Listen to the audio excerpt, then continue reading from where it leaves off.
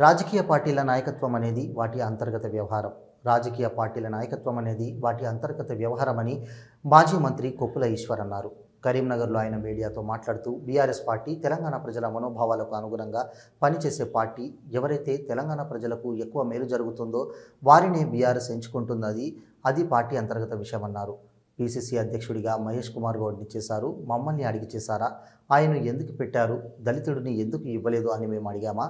ఆనాడు కేసీఆర్ సీఎం అయితేనే మంచిదనుకొని పార్టీ తెలంగాణ ముక్త కంఠంతో నిర్ణయం తీసుకుంది. అందుకే దళితుడు సీఎం కాలేదన్నారు. సోనియా, రాహుల్ గాంధీ, ప్రియాంక గాంధీ జపం తప్ప కాంగ్రెస్లో ఏమైనా ఉందా అని అన్నారు.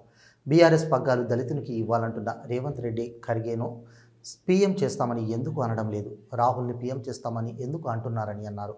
దళితుల పట్ల కాంగ్రెస్ది, రేవంత్ది మొసలి కన్నీరే. పెదవుల మీద ప్రేమ తప్ప దళితులకు పదవులిచ్చే ప్రేమ కాదన్నారు. పీవీని కనీసం పోయనివ్వలేదన్నారు. మన్మోహన్ సింగ్ను ప్రధానిని చేసిన చైర్మన్గా సోనియా గాంధీ అసలు అధికారం వెలగబెట్టింది. మోతీలాల్ నెహ్రూ 2 ఏళ్ళు, జవహర్లాల్ నెహ్రూ 9 ఏళ్ళు, ఇందిరాగాంధీ 6 ఏళ్ళు, రాజీవ్ గాంధీ 6 ఏళ్ళు, సోనియా గాంధీ 21 ఏళ్ళు, రాహుల్ గాంధీ 2 ఏళ్ళు, మొత్తం కుటుంబం కాంగ్రెస్కు 46 ఏళ్ళు అధ్యక్ష స్థాయిలో ఉన్నారు. ఇదేనా మీ సామాజిక న్యాయమని ప్రశ్నించారు. మా నాయకుడు కేసీఆర్, పార్టీ బీఆర్ఎస్, మేము మా నాయకుడు అడుగుజాడల్లో నడుస్తామన్నారు. అంబేద్కర్ను ఓడరిచి జగ్జీవన్ రామ్ను అవమానించిన పార్టీ కాంగ్రెస్ పార్టీకి మాకు నీతులు చెప్పే అర్హత ఉందా అని అడిగారు.